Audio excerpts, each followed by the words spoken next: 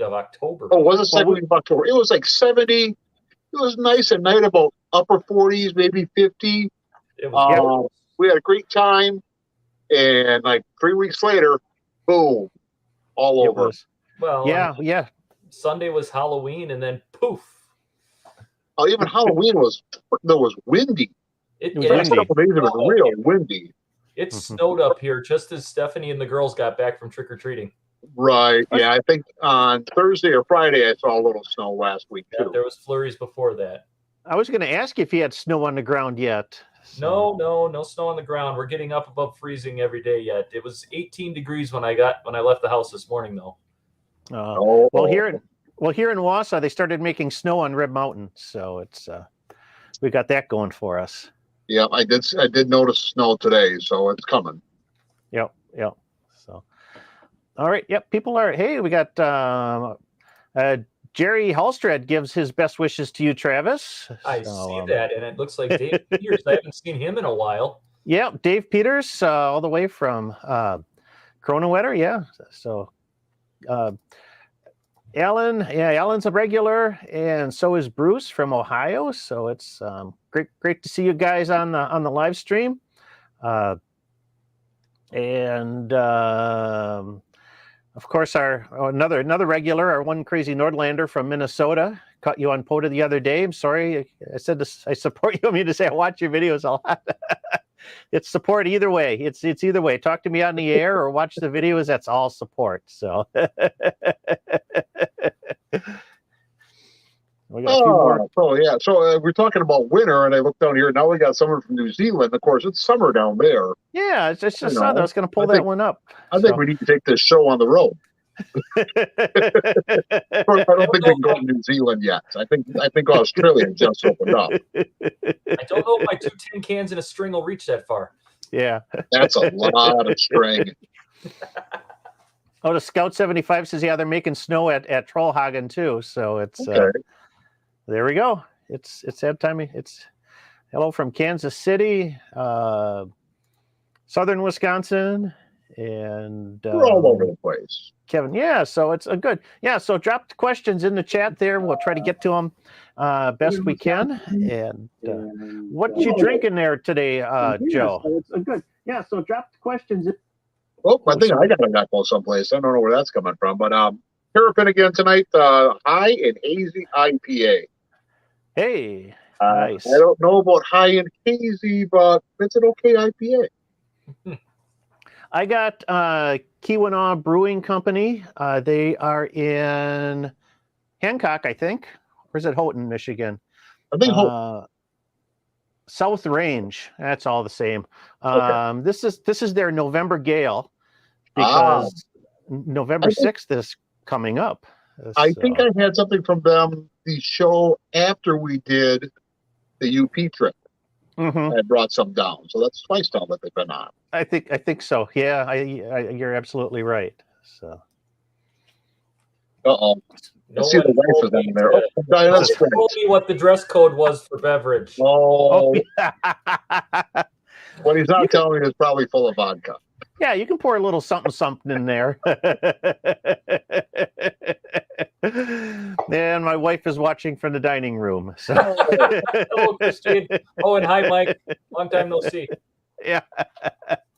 Yep, another group. So yeah, it's good to see everybody's kind of coming in here into the chat. So just kind of killing a little bit of time yet, but before this room is starting to really fill up. But I always tell people that I do return QSL, and I got a great batch of cards this month. In fact, I don't know if I got time to show everyone, but just kind of go through some of the highlights here. W7 FCL from Seattle. I'm gonna embiggen my screen here so everybody can embiggen. Whoa, that's me. Oh, that's I don't want you, Joe. You embiggened the wrong one. A little delayed Halloween. There we go. I've been embiggened, right? K5JWS. I just talked to him last weekend, actually. Another North Carolina. I like this one with the Jeep there. Classic style card. Nice. Nice. A nice patriotic card. K9 SJS. This is Samantha from Michigan, Indiana. I remember talking to her. I think she's really active on the POTA page. I think she posts a lot of her activations Yes, there. I believe she does too. So, Rochester, New York. I bet you they're getting snow. They're in the snow belt. I don't think they stopped getting snow, if I remember right. This one's another guy you catch a lot. N7SWX, N4 PLF. Nice sunset from Port Arthur, Texas. Another Maryland. You know, Maryland is for crabs. Here, this one's just printed on photo paper. This one's just printed on photo paper. So if you needed an easy QSL card idea, just mock it up in an image editing program and send a 4x6 over to Walgreens. Another helicopter. Look at that dude relaxing himself. WB0AL.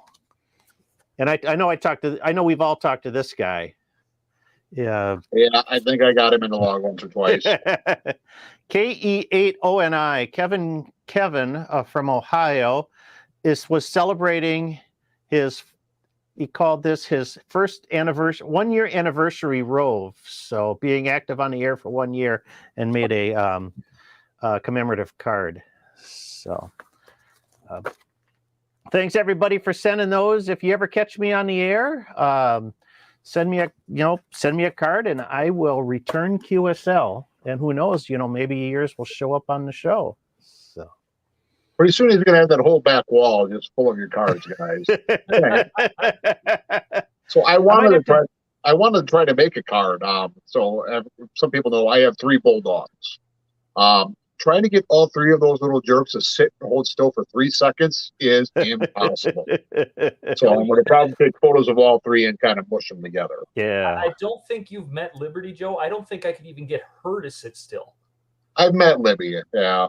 Both of your dogs will not sit still. By the way, I'm sorry about Teal. Have you seen Travis's last video? You probably know what happened to Teal. I left out a half pound of ham and about 4 biscuits. They are nowhere to be seen.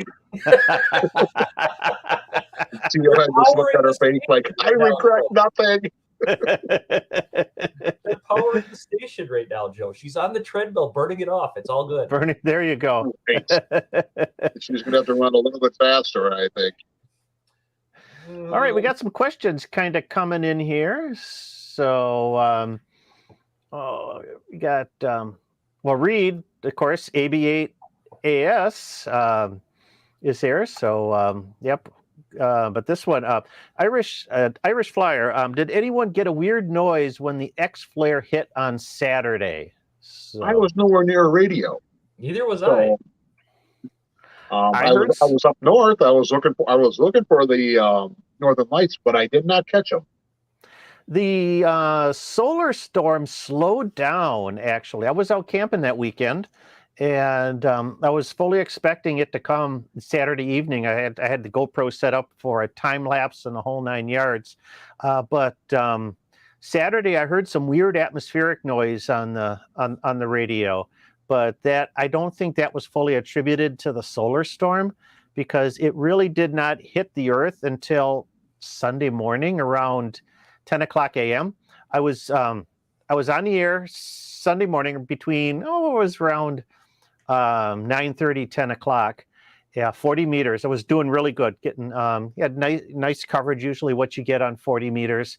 And then all of a sudden, just like within 1 or 2 QSOs, the band just totally tanked.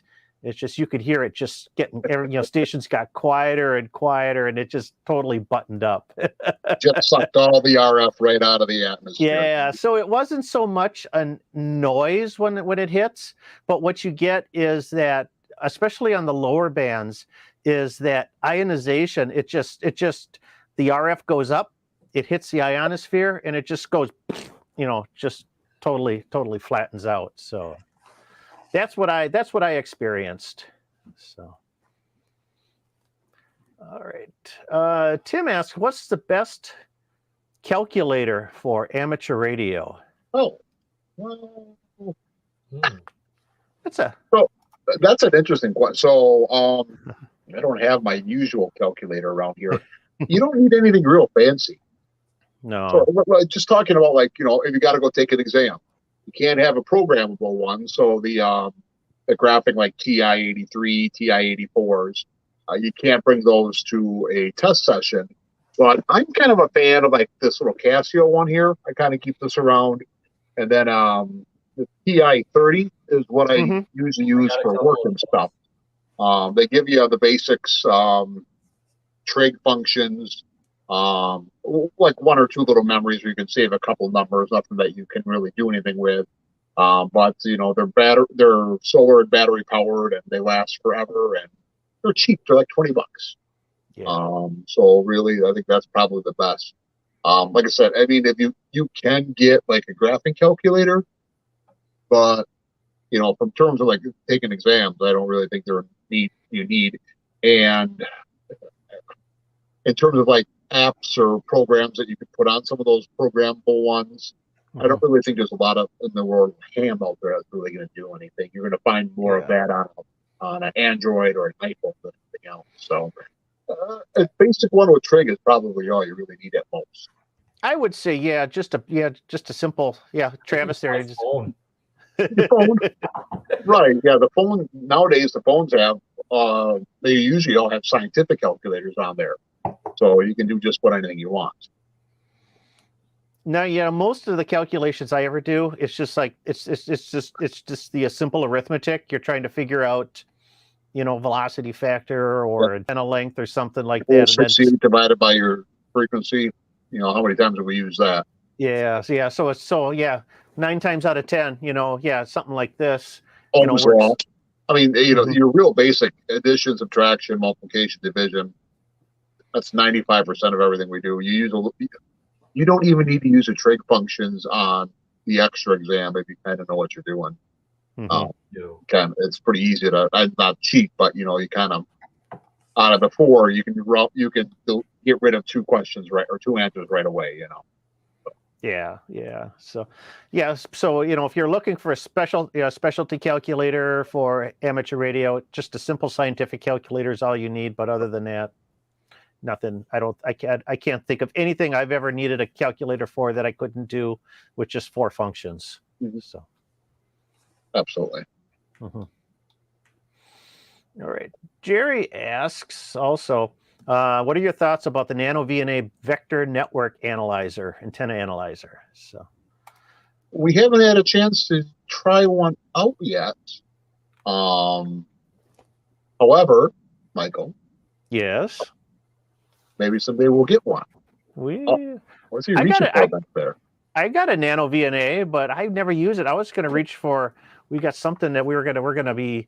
The big dog here, direct from the Ukraine. Yeah. So, I always use the antenna analyzers. I like the Rig Expert analyzers. So either the stick for portable, or I've got the AA600. And something new we'll be looking at in a couple weeks. So I just use my MFJ. Yeah, the MFJ is good too. So we all grew up on the MFJ, right? The 259, 269 series. The problem is you go through a ton of batteries with them. Yes, I think they take 10 double A's. If you don't take them out, they'll be dead the next day. I've changed mine maybe twice in the 10 years I've had it. You got to take them out though. They die and they corrode. They corrode like you won't believe. I'm gonna knock on wood then, and there's plenty of it around me. There you go. That issue. Yeah. So I use a Rig Expert AA54 or 55. It's the older model. It doesn't give me any Smith charts or anything, but it's perfect for it's lightweight. Uses 2 double A's, and it's perfect just to go out and quick tune an antenna when you're out for parks on the air or something. It's also killer on batteries. Every time I turn it on, I got to double check to make sure I got enough juice in it. But But so the nano VNA is going to give you a lot more information. Yep. Sometimes it may be too much information. The nice thing about them is they're pretty accurate. Downside is the small screen. And the other thing is that the nano VNA requires a calibration Yes. at every use, whereas analyzer doesn't, which may be good or bad. But from everyone that I've talked to who's used the nano VNA, they're pretty big fans of it. It's not great for everything, but for antenna building, they're pretty good. So. So we got some people here that are talking about they're just their observations. We had a second CME coronal mass ejection pass through yesterday into this morning, and there was actually some good aurora in northern Wisconsin last night. It's I think as the sun really starts to get going again, we're going to get more and more of this stuff, guys. Yep. So that's kind of the trade-off of getting better propagation. We get more solar storms. Yeah, and that's what happens. I mean, the lower bands are going to die. So, and Roy says, 40 meters was dead this morning. Another one we had, dead on 20 and 40. Jerry, I think Jerry's down in Florida. So, and then somebody, Bob asked, how does solar storms affect NVIS versus regular antenna? It's a good question. I think for the most part, same thing is going to happen because NVIS isn't a style of antenna, but it's a mode of a type of operation with a very low antenna, an antenna that's very low to the ground. So most of your signal radiates up, and then you want the ionosphere to bounce it back down, sort of rain down on a very localized sort of geographic area. So if the ionosphere is highly ionized, say from a solar storm or a coronal mass ejection, it's going to absorb the signal, if it's going straight up or if it's trying to skip. So it's Travis, you've run a lot of nuts on HF in the past. Have you ever experienced anything like that while trying solar storm while trying to run a net on one of the lower bands, 40 or 80? Yes. I would have to say basically what Michael said is dead on. when it hits, the band fades, and you can tell the people that have power because they'll just turn the dial and you can keep hearing them for a while, but even then eventually they disappear. But it's on the low bands when it hits the eyes, like Michael said earlier, it's just it's gone. Yeah, and it's one of the unfortunate parts of HF operations as the solar cycle is going to increase. A lot of 80 meter nets will have 40 meter alternate frequencies, and sometimes if 80 dies, you can jump up to 40 and hopefully continue on. At the very least, include your business. Yeah. Because if 80 completely closes up, 40 will probably go very short in that same regard. So you can finish up what you're doing. But there too, it's no guarantees. Guarantees when there's a solar storm.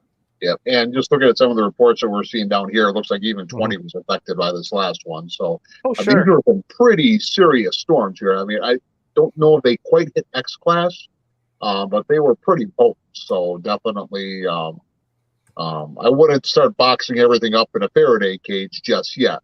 But no, it was considered. I think the solar storm was considered a G3, which is medium or moderate level. So. It's got a little punch to it. We're gonna get some good roar out of it.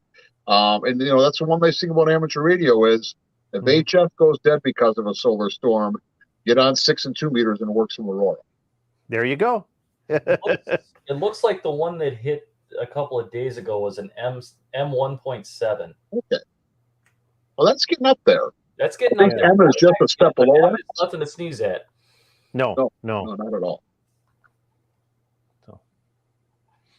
All right. Okay. Eric here asks, I got an ICOM IC705. I'm thinking of using resonant antennas. Do you think a QRP tuner would be a good investment, or should I just stick it out with antennas that don't need it? I think that a small tuner is always a good investment. QRP tuners, they don't take up much space. Mhm. You know, you could get one that's in a very small package. Even if you're using a resonant antenna, what the tuner will let you do is, say you've got a 40-meter antenna that you've got tuned to the phone portion of the band, and you want to use it for data or CW, you know, you might be out of, you know, the resonance might just be a little bit out of spec and your SWR a tad high. You can use the tuner to kind of increase your bandwidth. So plus, you know, it gives you an option, you know, say if you've got a 40-meter resonant antenna and you want to use it on 15 meters, put it on the tuner. So you can do that too. So Travis, you're a connoisseur of QRP. I know you have an 817. I don't know where you got that from. I have no idea where I got that from. No. It just showed up. It just showed up one day, right? Some In guy the with a trunk red of my jacket. car, like somebody else that always seems to find radios in their car. Yeah, exactly. Well, what's your opinion when you're working QRP? Do you normally try to go with a resonant antenna, or do you use something like an end-fed and then try to tune it out from there? When I'm at the campground, a lot of times what I try to do, because I've got the space, you've seen my site, is I try to put up something resonant and preferably broadbanded, because me personally, I try to avoid the tuner. I mean, when you're running QRP, you're not going to lose much to the tuner, but every little bit helps at times. So me personally, I try to avoid the tuner, but I do agree with Michael that it does add more versatility to your toolkit, if you will. So I have one. It's always with me. But I mean, when we were doing Parks on the Air last week, what was that, 3 weeks ago now? I did not use a tuner. I took the time to manually tune my antenna anytime I moved around. But we were also running 100 watts, between 50 and 100 watts. We weren't running right. QRP. Well, actually, when you and Michael were off on your adventure. We don't talk about the adventure. I'm not giving any adventure. Ixnay the adventure. When you guys were off doing whatever it was you were doing, it's top secret. I was actually running QRP for a little while, and I was making contacts with the Wolf River coil on 40 with 5 watts. Right. You know, and so one of the theories about it is that you can use a non-resonant antenna on QRP because your reflected power is going to be so small that it's not really a big deal, even if you have some higher SWR. And then a tuner will be just fine. Yet you do lose a little power in the T-matching network.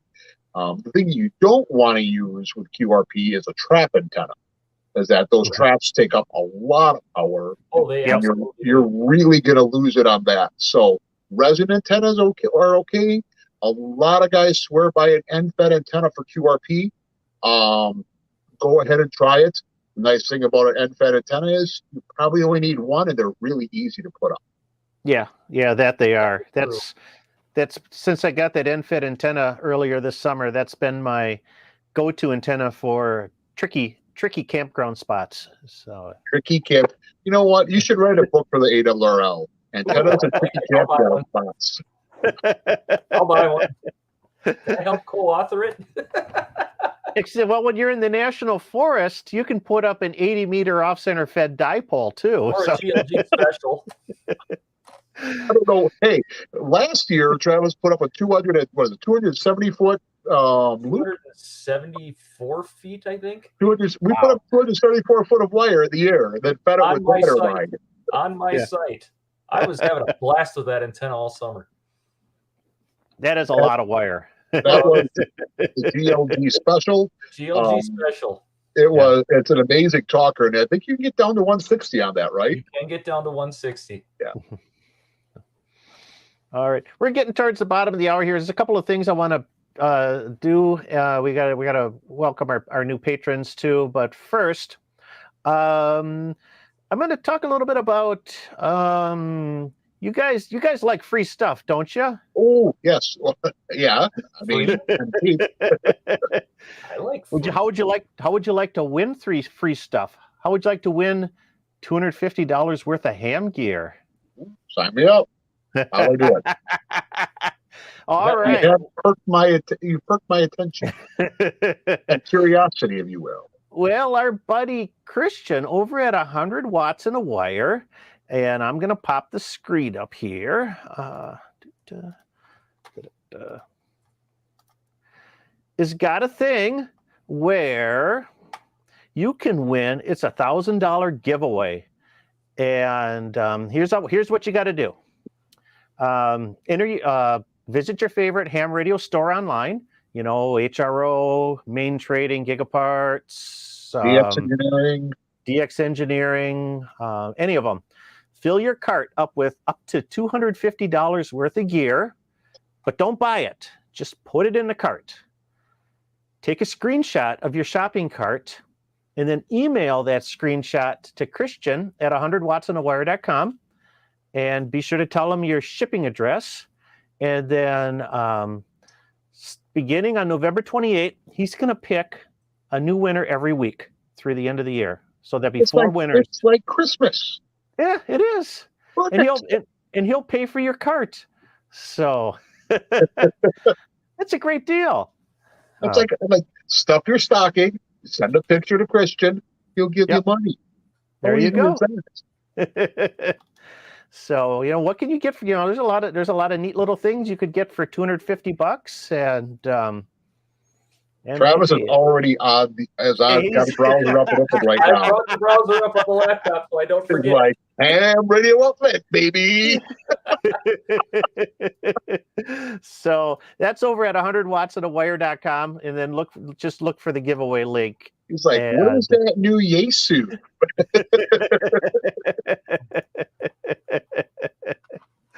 So check it out. $250, not 10 grand, Travis. I was thinking I'd just build out my antenna bag a little bit. It's a little lacking. There you go. Yeah.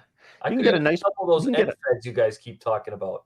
Couple nice portable antennas, a little bit of coax, some connectors. Yeah, you could get that up to $250 really quick.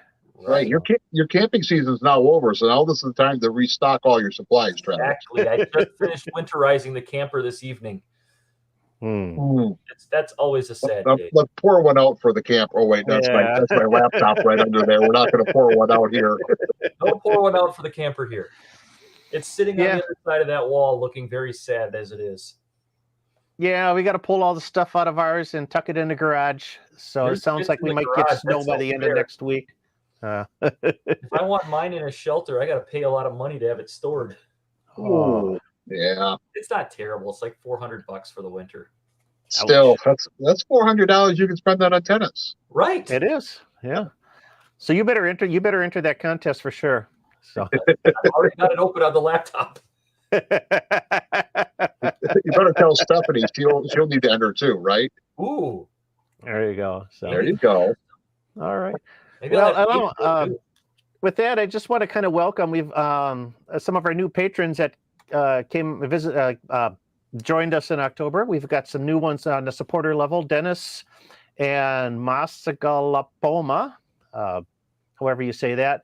Also Daryl Welch on our friend level, and of course our associate producers that really help keep the mission alive to educate and inspire the amateur radio community. Dave, Paul, David, Brian, Tyler, Rand, and Jack. So thank you very much for your continued support. You really help keep things moving here on the channel, and I'm eternally grateful for that. You too can become a patron by going to patreon.com/KB9VBR antennas. So, okay, now that we got all of that out of the way, I know we've got some more comments here, and I see that we could get some you could get a chameleon. DX Engineering sells chameleons, so we've had a lot of chameleon antennas on this on our channel over the years. Past 2-3 years, I think. I still keep a chameleon MCOM 3 end fed in mind.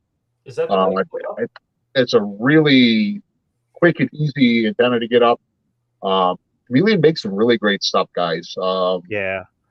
I wasn't a fan of the trap die or the dipole that you had. the fan tactical dipole. the delta loop or the fan The dipole. delta loop I liked, Yeah. but the fan dipole, I'm not a fan of fan dipoles in general. So that's Yeah. kind of a personal. I've been really using their end-fed half wave. That is a nice antenna. So. Yep. And yeah, Andrew asks, was wondering if I bought a telescoping whip antenna and made some counterpoise, if that would work for a portable antenna. Yes, it would. If the whip is long enough, I think if you get like that longest MFJ whip, the 1979, which I think is like 18 feet or so. Fully extended, that is a quarter wave on the 20 meter band. Mm-hmm. So get one of those mirror mounts, those trucker mirror mounts, and attach it to something, run a counterpoise off the side, and there you go. You got a 20 meter antenna, and then you can just shorten the whip, and it'll be resonant on any of those other higher bands too. Just do the math. I don't know if they still make it, the MFJ 1899, which is a QRP portable whip antenna, which really, I can't really show here, but screen's too small, but I think it's probably about 4 foot fully extended with a loading coil at the bottom with small, and of course it's tapped, so you can select your different bands.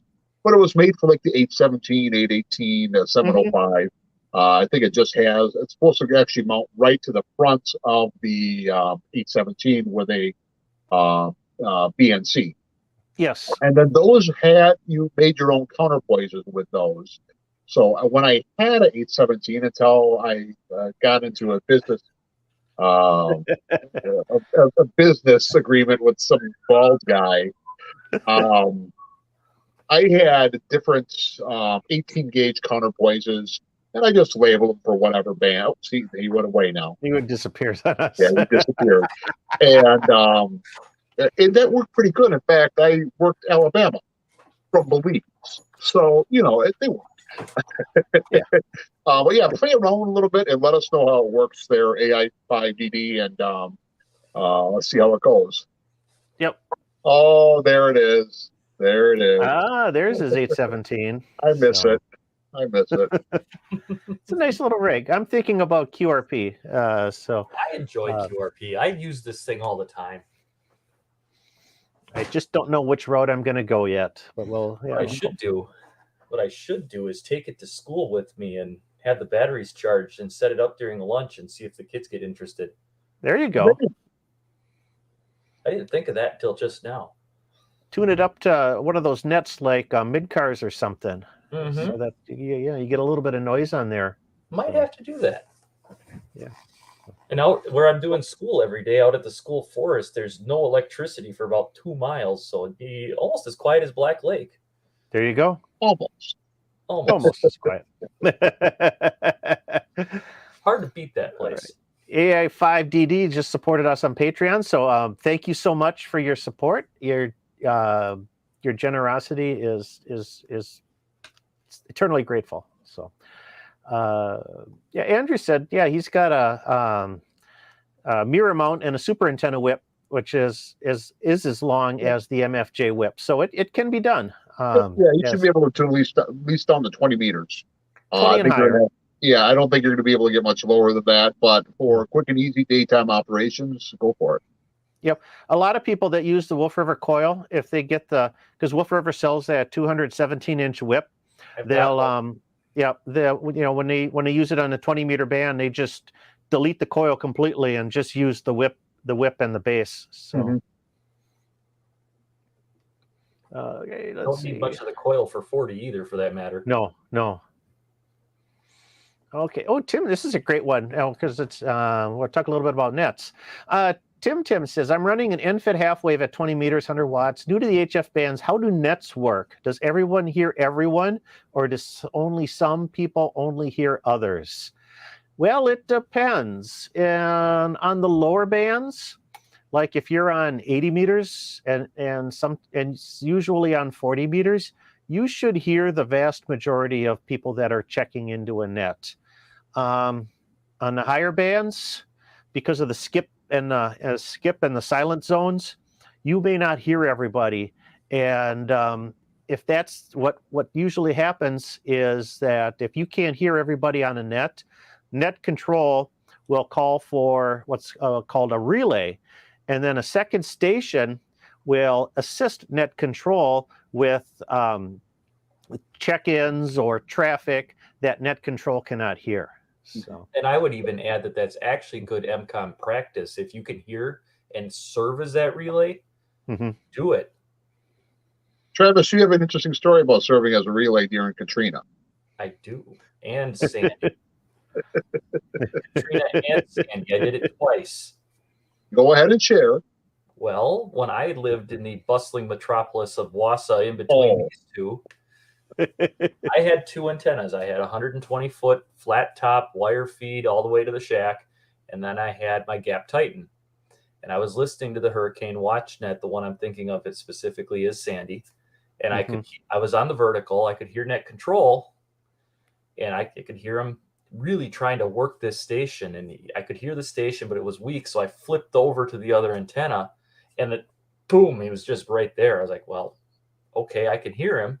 So I went back to the Gap, and when I heard him say, "I'm just not getting you," I threw out the relay, and he said, "Relay, go ahead." I popped over, talked to the guy, grabbed his report, passed it on to net control, and he said, "All right, you can obviously hear the affected area really well. Can you put a call out on my behalf to take some more stations?" So I went out there, flipped back over to the wire antenna, put out the call saying, "Hey, I'm calling on the behalf of net control. I'm looking for reports from the affected area for the Hurricane WatchNet." Got a couple more reports, passed them back to net control. Basically, the same thing happened with Katrina as well. But it's good practice if you have the opportunity to act as a relay to do it, because then you're versed in practice when the time comes, if you're actually doing it in something in the case like the Hurricane WatchNet. Yeah, exactly. In fact, I just see a message here too that I missed it. AI5DD says, yeah, hang out on 3916. We do trivia in the hour at 9 Central. That doesn't count. I listen to those guys. They're all running a kilowatt. Yeah. So they don't do QRP? Oh, no, there is no QRP trivia. It's fun to listen to. Don't get me wrong. Yeah, and if you have an analog VFO, you can set the dial right too, because they're always on 3916. love the guys, but yeah, don't run QRP with them.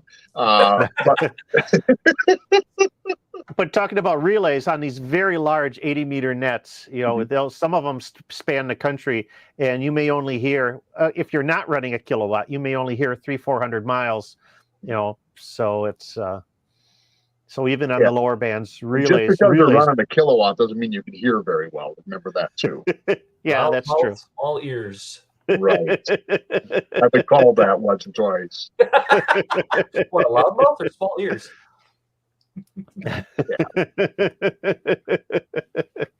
So that was a great question. Glad that would come up. Ellen wants us to see us review QRP radios, so maybe we'll have to. Someone needs to send us a 705. Yeah, we need to get a few test rigs in here. Yeah, maybe a KX3. I'd be happy to put one through its paces at the campground. And not all of us run a kilowatt, Joe. well, not all. Kilowatt. I played trivia. I'll admit it. I've checked in a few times, and I run 100 watts. And I always seem to have a good. 80 meters, 40 meters. I always get into Texas.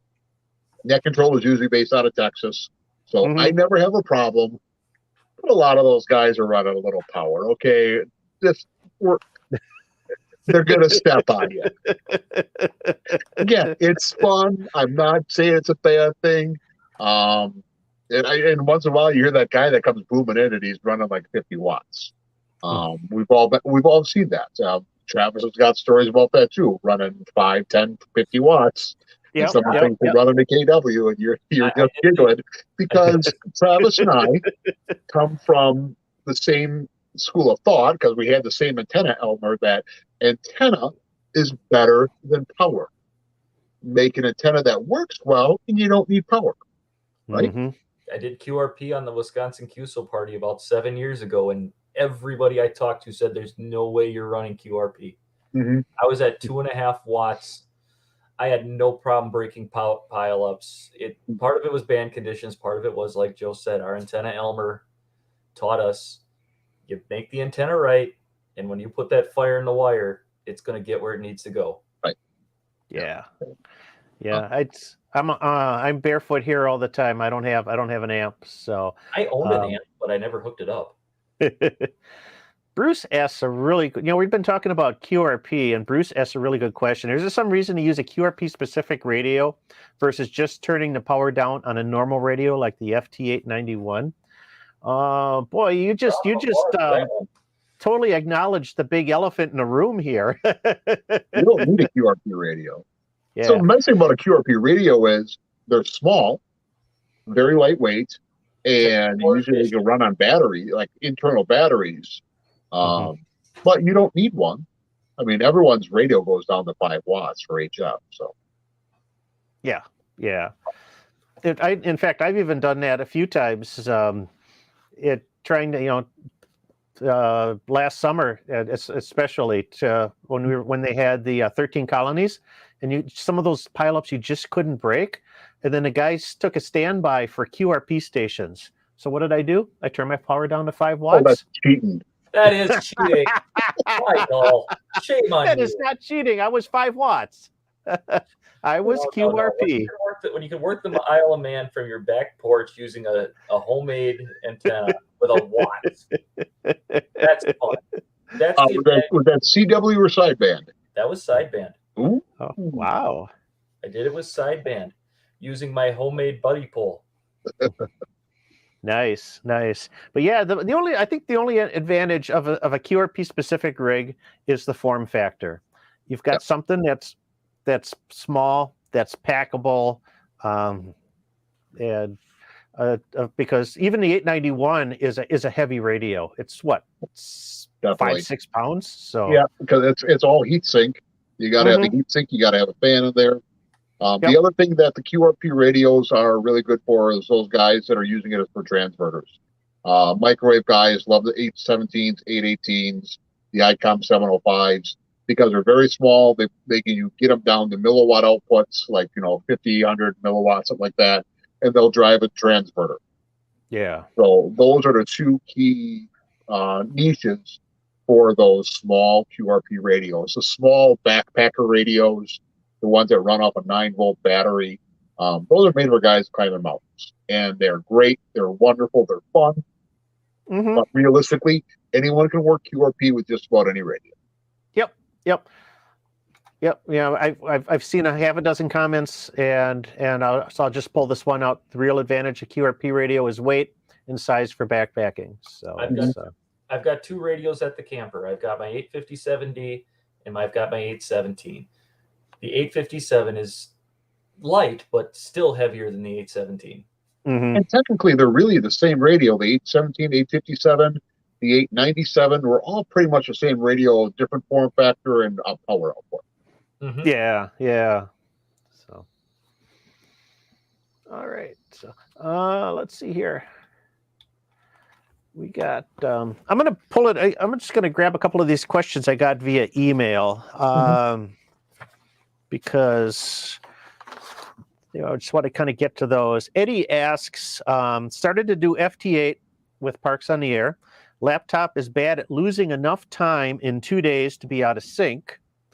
I don't have a way to connect to the net. How can I sync my laptop to the correct time so it'll work with WSJTX? So, and there are a couple of different ways you can do that. And probably the most reliable method is, if you don't have a regular internet connection, is to get yourself one of these little GPS dongles. They're only about $15, $20, plugs into the USB port, and it will grab the GPS signal. And remember, GPS, or your global positioning satellites, all those things are they're just extremely accurate clocks. So it's it's the best time signal you're going to get on for anything. A couple other options would be that if you're out in the field, tune up WWV. Yep. You can usually hit that synchronize button on your laptop to the tone on WWV and get within, say, like a quarter second, I think. I would say, yeah. And quarter second is probably good enough for FT8. We want it as close as possible. Realistically, a quarter second will still probably work. And you can pick up 10 megahertz WWV just about anywhere in the U.S. Oh, yeah. Mm-hmm. Interesting story. I picked up WWVH once on 10 megahertz, and I could not hear WWV. Oh, yeah. That was a good one. WWVH is the one in Hawaii. Was WWV off the air, or was it just... No, I think just the way the propagation was is that short skip wasn't working, long skip was working. Only way I can explain it. Wow, it's crazy. I know some people that'll listen to the FT8 signal, and they'll synchronize to that. Mm-hmm. And there again, you can get within about a quarter second. And I think there's a way you can synchronize your clock with JS8 call, but I am not familiar with that method. So there's a couple of different, but the GPS dongle is probably going to be the easiest way to do that. So, Bruce says, if you have cell service, you can always mobile hotspot your computer through the phone to sync and then turn it back off. That's considering if you got some kind of a data connection out in the wilds, that would. As long as you don't have too much latency on that, it should be fine. You should be fine. Yeah. So, Travis Dodge, he's a former cable installer. He knows a little bit about latency. I was thinking with my cell booster, latency is not an issue. There's not a whole lot of cell towers that don't hear me when that thing's... Yeah, but your cell booster is good for about a 5-foot radius on that. Well, my jetpack's inside. Who cares? If you want to really piss off the kids, you just kick them out of the camper, and then they're done. Turn the Wi-Fi off. Turn the Wi-Fi off. Yeah. And the whole reason I have that thing is I live on that campsite for 3 months. So speaking of living on your campsite, Travis, why don't you tell us a little bit about your channel? Because I know we pitched it in the video this week on our Black Lake adventures. So it's I don't know, maybe you want to kind of tell people a little bit more about it so we can I certainly can drive people to it. So Tales of a Campground host, I guess, first of all, during the summer when I'm not teaching, what I do is I live at Black Lake Campground, north of Winter, about 30 miles west of my house. And I take care of the campground. I clean the bathrooms. I handle reservations. I mow. I clean. You get the picture. Mm-hmm. I live there. So Tales of a Campground host, it originally was Destination Great Lakes with the idea of I just did campground reviews and all that. But I realized I'm staying in one spot. I'm not really sharing destinations, but I am talking a lot about what I see in the campgrounds. So this last year, my focus really had to do with camping etiquette. And, Joe has all of his what grinds my gears comments. Well, some of my videos are what grind my gears as a campground host. So I talk about, make sure your fire's out. Don't be blasting your music at 7 p.m, even though quiet hours aren't 10. I go and explain what quiet hours are. But I also do some other really fun things like take you on hikes around the area. I show you other campgrounds. I do a lot of things, but it's Tales of a Campground host is my stories, well, mine and Stephanie's stories from a camp host perspective. Yep. Yeah, I live at that campground. I literally I have a generator, but I don't use it all that often. I live solar off the grid. I have to cart water in every couple of days to refill the camper. When the tanks are full on the camper, I've got a portable waste tank that I then drag off to a pit that the Forest Service has that I can dump into a vault. It's a lot of work, but it's a lot of fun, and I share those stories there. And you're camping. And Well, I mean, pretty much. I am camping. I'm You camping. get parks on the air for 3 months out of the year. Yeah. Oh, I'm totally doing that next year.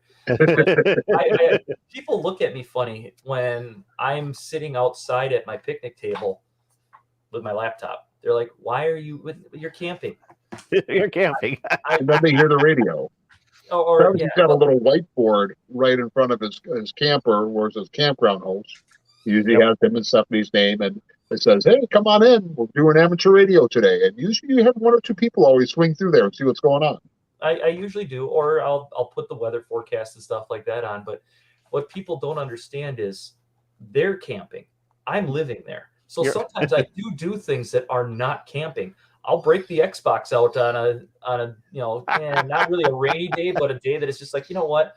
I don't want to sit around the fire, and I'll sit and I'll play video games. But it's because I'm living there. Right. And you can find this channel on YouTube. Just type in that search bar, Tales of a Campground Host, and it'll come up. And a little bit different content, but it's a lot of fun stuff. And just There's a nice variety. Yep, there's the logo, so you can find it. Give him one of them thumbs up. Yeah, give him a thumbs up. Thumb. Give him. Make sure you give him the thumb, okay, guys? The thumb? This digit specifically, right? Specifically, yes. All right. So, Mark asked a question. Let's see. He wants to know where I get those containers that I carry my gear around, and they are they're at the Home Depot, and it's the let me pop up the screen here again.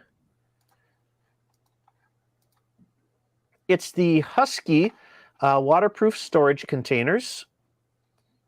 The 5-gallon one is like $18, so it's but you can find those at your local Home Depot store. I gotta get some of those. They're nice. They are waterproof. I've left them out in the rain, and they've done a pretty good job. My nested toolbox kit that I bought from Harbor Freight like 10 years ago is just about done for, so I'm gonna have to get some of those. I use 9 years more than anything else from Harbor Freight. My Predator's doing just fine, thank you.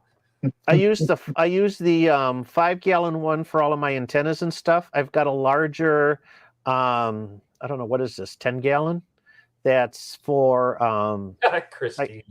I carry food and stuff, and then they've got a big one too. It's like 27 gallons or something like that. So, yeah, you could probably put a body in there or something. I don't know. But I'm gonna have to stop at Home Depot next time I'm in Wausau or Rhinelander. Yeah. Yep. That's a problem though. Even when you're at home, you're far away from a Home Depot. Oh, my closest Walmart. This is how I tell people you live in the middle of nowhere.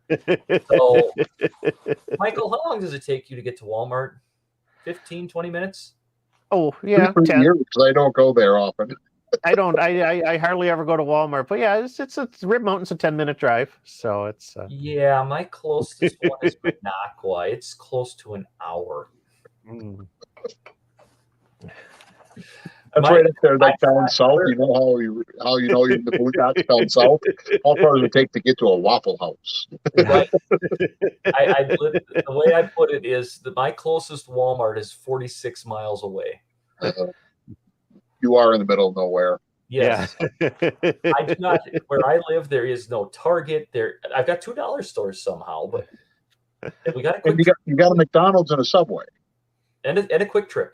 We got a quick. Everyone's got a Quick Trip. Yeah. Hey, there was no Quick Trip here when I first moved here. Yeah, it followed you. It did.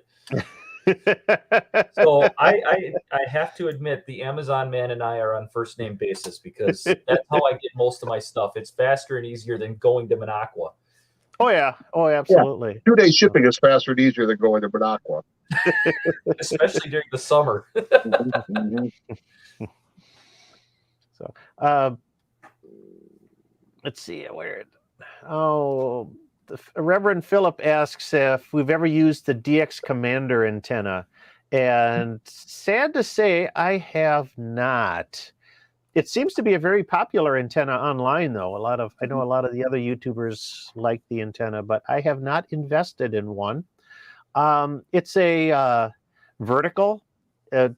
I don't know what's the best way to it's a multi-band vertical antenna, and there's wire elements for each of the different bands. I guess it's kind of the best way to sort of to explain it. But if they want to send us one, we'll be happy to test it out. It works well. I mean, that style of antenna works very, very well. It's dependent on a good ground radial network. But if you can put in a good ground radial network, that style of antenna will work gangbusters. So that's unfortunately that's the only bit of wisdom I have on the DX Commanders. But, maybe one of these days we'll be able to check one out. Dave wants to know when we're going to do the. People keep sending me messages here. I want to put out the Parks on the Air cookbook. Do not include the pizza. Oh, we're gonna have to optimize the crust. We're gonna have to optimize that dough a little bit for your pizza oven. Yes, did that make the video? I hope that made the video. It made my video. It didn't make Michael's. Oh, it was still good. It just didn't. The presentation didn't work. Yeah. It was just too sticky. No matter what I do, it would not slide off that peel. Oh, yeah. Well, I mean, at the end of the day, we still had a good time. Oh, yeah. Yeah. Oh, absolutely. Michael, what did you make when we were up in the UP? You called that booyah? Booyah. Oh, yeah. That's a... that's got to be in there. That's a traditional... dish from northeastern Wisconsin, especially the Green Bay area. Yeah, it's got It's got chicken, beef. It's a ton of vegetables, cabbage. It cooks forever. Yeah. You enjoy the hobo packets we made. Yeah. Oh, the hobo packets were real good, but they took forever. Yeah. They didn't. Well, we were hungry because it was like 8:00 at night. Right after we had an unfortunate incident. Because of your misadventure. We had several adventures, okay? You did, but that one was a misadventure. Yeah. Something. I thought I was having to come rescue you guys for a while there. I thought rescuing was going to be needed. Fortunately, we found a brew pub. Yeah. That made it all better. Yeah, it's one little bit that didn't get picked up in the video is on our weekend to Black Lake. I ended up picking up a nail in the tire, and we had to drive 50 miles to Hayward to get it repaired. Yeah. And you almost on a Friday night. 3:00 on Friday is not a good time to get a tire repair. Let me tell you that, especially in a town of 500. Hayward's a little bigger than that. Yeah, maybe there's 700. Come on, where I live is 2,400, and Hayward's bigger. Is it? Okay. Yeah, I think Hayward's not by much. I think Hayward's about 5,000. Oh, it cannot be that big, is Hold it? on, I'm looking right now. What everyone wanted to hear tonight, a geography lesson of northern Wisconsin. 2,780, so it is about the same size. Okay, yeah, that seems about right. 5,000 there, Travis. It feels bigger when I go there. They have a Walmart. They do have a Walmart, but the Walmart does not have a tire service area. No, but they do have an L&M. That's where we got the tire fixed. I know. I wasn't a big fan of L&M. They're good for some things. Yeah, the L&M wet bar. Yeah, the L&M is a farm and ranch store like your Tractor Supply or something like that, but it's just a little bit lower rent. Pretty much. It's like a dollar. I would call it the dollar store of like tractor, like those type of stores, but it's not a dollar by any means. Oh no, no. But you know what? I don't have anything like that here. I would be perfectly happy if an L&M came in. I would love a Fleet Farm. but that's probably asking too much. That's probably asking too much. That would like solve 90% of this town's problems. There you go. So, I mean, you can get food there, you can get clothing there, you get tires repaired. yeah. So yeah, the our one crazy Norlander says that KE0OG's got a DX Commander, so and he's never used it, so maybe we need to convince him to send it to us. So see where we at. We can see where that goes. Yeah, I would like to check one out someday. I'll have to add it to my list. Let's see. Yeah, and of course the thing that we don't have down south of the border here is the Canadian Tire. But that's like that's the farm and ranch superstore up north of us. Right. Scout 75, interesting. So Grant, he lives near Grantsburg. Oh, here we go. I have a cabin not far from Grantsburg, over just east of Webster. So I've been up there. I camped at the state forest in Grantsburg. I think the first Wisconsin Parks of the Year that we did a couple years ago, I camped out there. That was an interesting weekend. Oh yeah. The first night, I'm tent camping in September, and it's like 95 degrees out in September. Like, what the heck? And then that night came through, and a storm just started going. I'm a mile from like the parking lot where I park, and it's blowing. 3 a.m. I have my weather radio on.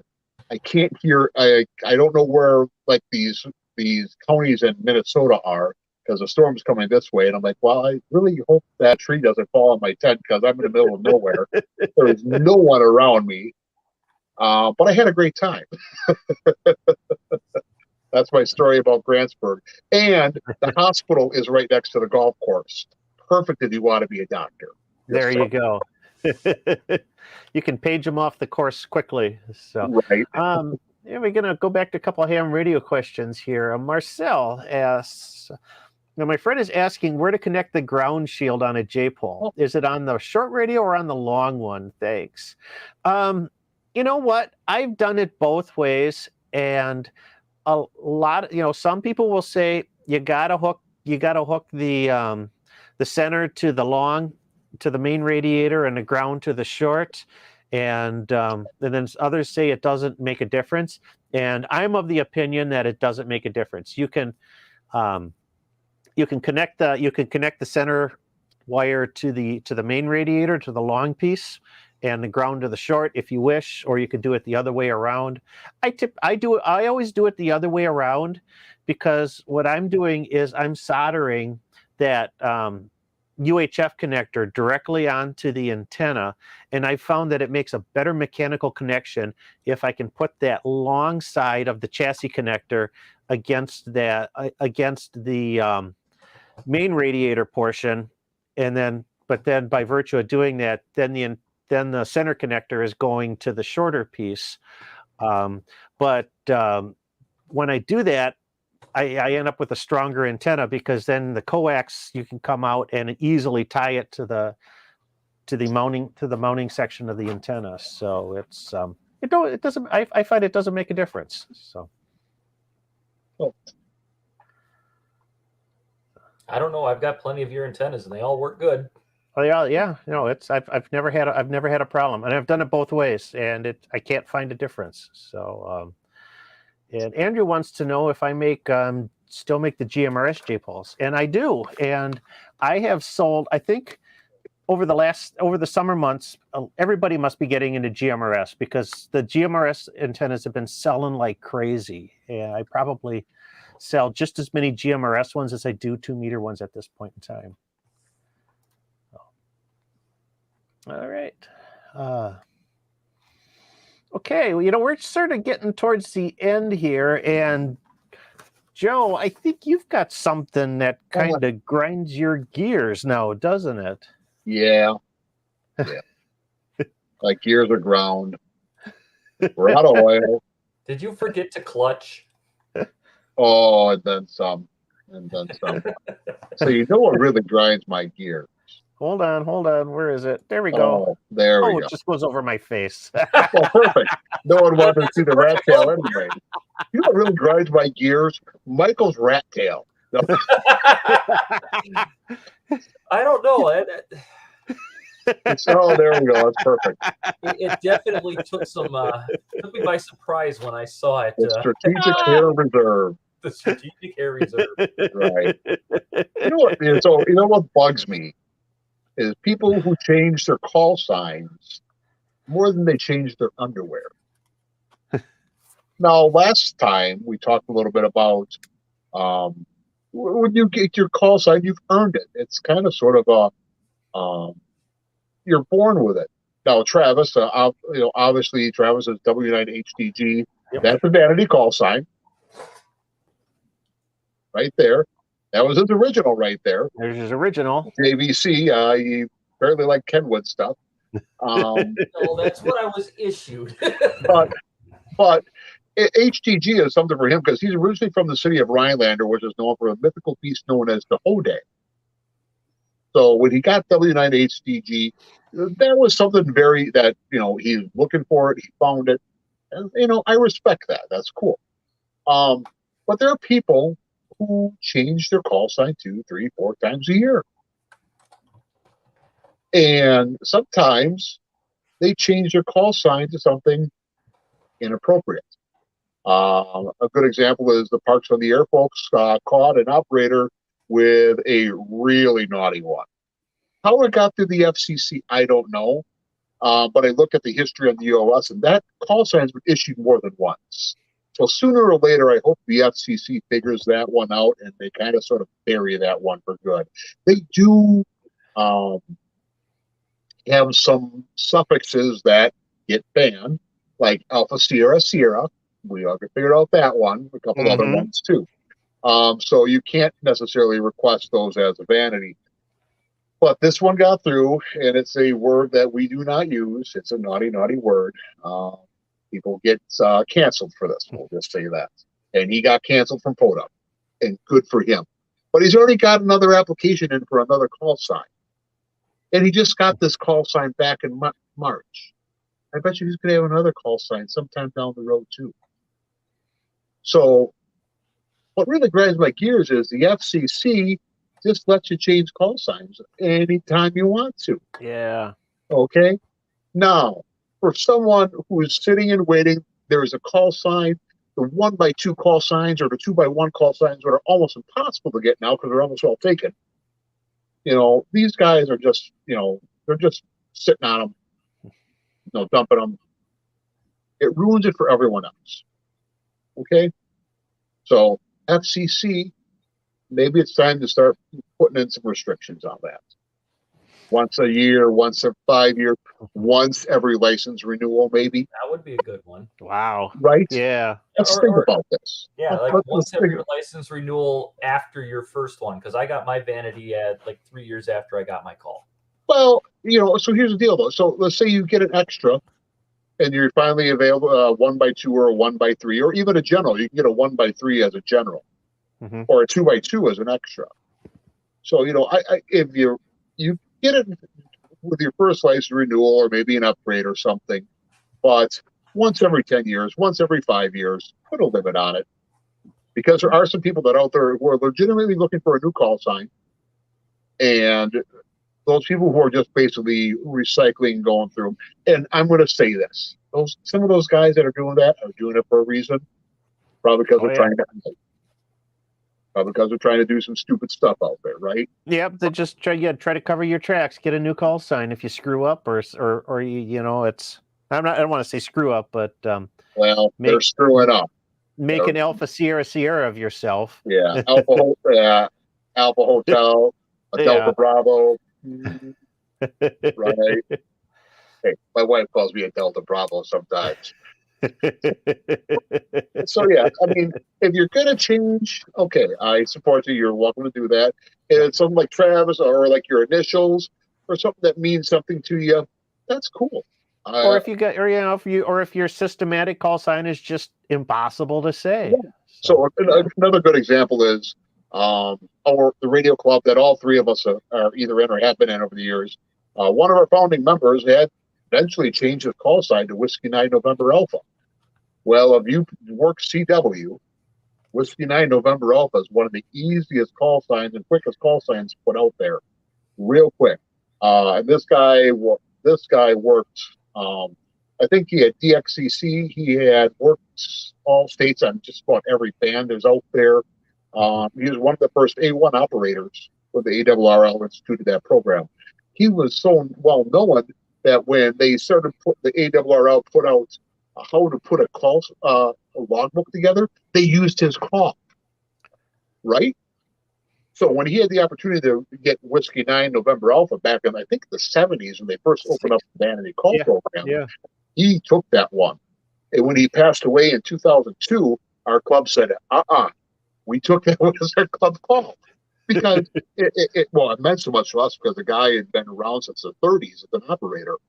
And so for our club to carry on that, we still use Whiskey 9 November Alpha on field day every year. I've told the story before. We put that call out for the Wisconsin Cusel party, and a guy came back and said, Whiskey 9 November Alpha, I know that guy. I haven't heard him for many years. He's been dead. He was like 92 when he passed away. No. It was like 2003, 2004. So. Yeah, so it had been about 15 years. Yeah, about 15 years. Yeah, it had been a while. And, that call still just really resonates with some of those old-time contesters. And because it was so... But again, there is a reason why you got that call. So what's the reason why you're changing today? I don't know. I don't get it. So that's what really grinds my gears. Yeah. Yeah, I see there's a couple comments on here. So it's got no clue how that guy got past the FCC, and I think a few people know what I'm talking about. Yeah, automated system. That's how we got past them. Yeah. Oh man. So, we're kind of getting towards the end here. I saw a couple more questions I just wanted to grab up quick. Let's see. Philip asks, how many radios do you use on your Wolf River coil? I use 33 footers. Sometimes I'll shorten them though to get on the upper bands. I find that, if you shorten them around to 24, 23 feet, they tend to tune a little bit better. You can use up to 5, I think. Once you get beyond 5, it's just diminishing returns. So 3's a good number. 2 is okay. Interesting though, if you're going to use a couple radials, make sure they're all the same length. Yep. And then if you want to shorten them up, if you find a sweet spot, you can use like a piece of colored electrical tape to mark that spot, right? And then you just fold it back, because if you fold it back, RF doesn't do a 180-degree turn, right? Or you can wind it up into a coil as well. Yeah. But I use that on my buddy stick. And so the buddy stick has one counterpoise, and I just have little pieces of tape, and I know which color is for which band, because I usually have it marked the same color as the tap. And that's how I kind of go back and forth quickly with the buddy stick. And that works. It works right. And now the buddy stick they only use one radial for that. So yes, one radial, and I have found that you do not want to let it touch the ground. No, they recommend elevating it. Yep, they recommend elevating it. And there's a difference of like 2.5 to 1 to like almost 1-to-1 difference. It's a pretty big difference in SWR. So usually I'll put my tripod with the antenna someplace where I can run that counterpoise out to like a bush or something. And the little pipe winder that I have all the wire coiled on just hangs off the bush. Mm-hmm. So speaking of Wolf River coils, there's going to be a ham fest this weekend in Appleton, Wisconsin on Sunday. The Fox Cities Amateur Radio Club is going to have their fall swap fest. And if you're familiar with Appleton, it's at the Starlight Supper Club in Kokana. Mm-hmm. I'll be there. I'm not going to have a table, but I'm just going to kind of wander and look around. I mean, I don't know what I'm going to buy. Who knows? Who knows what I'll find? You'll But buy hopefully, I'm pretty sure the Wolf River guys will be there. So It's been so hopefully long since I've been to a ham fest. At least 2 years. In fact, That's why it's I got to be didn't. more because Yeah, I didn't go to the January Waukesha one in 2020, just before Mhm. COVID broke out. Well, it's been 2 years since I've been to a ham fest. Yeah, that was the last one. Yeah, no, what I did. Yeah, January 2020 was the last one I was at. Mhm. So it's been almost 2 years because the Madison Ham Fest was canceled, and Yeah. I decided not to go down to the Chicago FM Club one back in September. But yeah, so I'll be in Appleton on Sunday. Hopefully, we'll do a Parks on the Air activation on the way home. There's a nice little state park that's on the way, so we can stop and stretch our legs and get on the air Sunday afternoon. Just listen for me there. Let's see, upcoming videos. If you saw the Black Lake video that came out this week, I made reference to a something that's going to be coming up next week. So if you're familiar, if you watched the video, there was a little teaser for something called Project Elf. And yeah, not the Will Ferrell guy.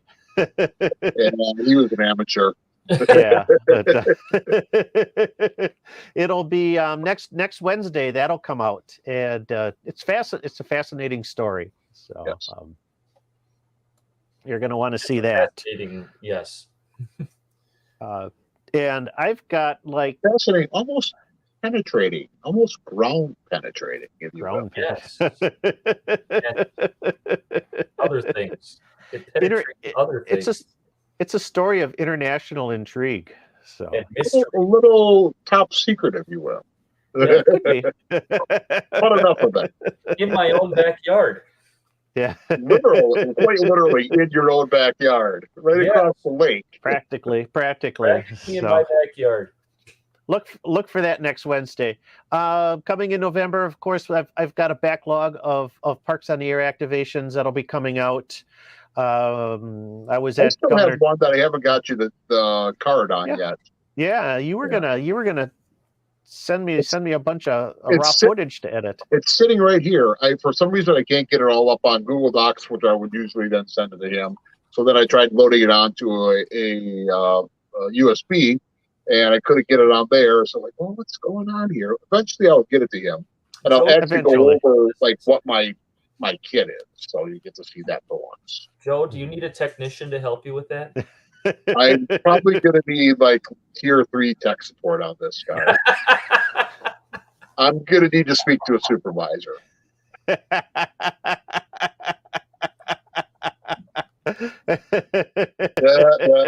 Travis runs away after that. No, someone knocked on the office door, so I had to see what they wanted. Yeah. Right. And then, yeah, Thanksgiving's coming up, so that Thanksgiving weekend, look for my holiday gift guide. So, right. Yeah. And if you got $250 for 100 watts in a wire, then you go get something off the gift guide. Your Christmas wishes can come true. Right. It's a Christmas miracle. It would be a Christmas miracle. I never win anything, so I don't either. I've been waiting for Ed McMahon, and he's been dead for 15 years. And then just to finish sync up, our next live stream will be on Thursday, December 2nd at 7:00 p.m. So it's this month will go fast though. We're in what I call the season of the holiday death spiral. It starts at Halloween, and it just goes down and down and down and down and down and down until New Year's Day. You wake up in a puddle. Never mind. Yeah, no, not going there. Not going there. All right. We're gonna tie it up on a here. The Most of that paperwork ninja aquavit says. that you have on New Year's Eve, huh? No, he breaks out the grog, Joe. No, oh, bad, grog bad. I'm surprised you're not drinking some grog tonight. It's not allowed in the house. It's evil spirits. I joked about turning my backyard chain link fence into an elf array. So, Well, you got So- nothing on this, guys. Okay. well, so, yeah, Comment on this. he knows. He knows. Yeah. If you got 22 miles of fence, then we can talk. All right, guys. So thanks everybody for joining us this evening. It's greatly appreciated. We'll be back again on Thursday, December 2nd. So get your questions. If you send them ahead of time, that's always great. Otherwise, we'll read them in the chat. But If you got something that grinds your gears, let me know. I Yeah, like if to you hear have gear some- grinding. As Joe long needs as a I good ain't gear. my new truck. I was just gonna say, Joe, you should be grinding gears in that thing. That would not be good. No, I would take it right back to the dealership. Putting holes in that thing yet? There we go. She's upstairs. All right, ladies and gentlemen. So thanks for joining us. Have a great evening. I'm Michael, KB9VBR. I'm Joe, KD9CJX. And I'm Travis, W9HDG. Have a good night, 73. 73. Bye.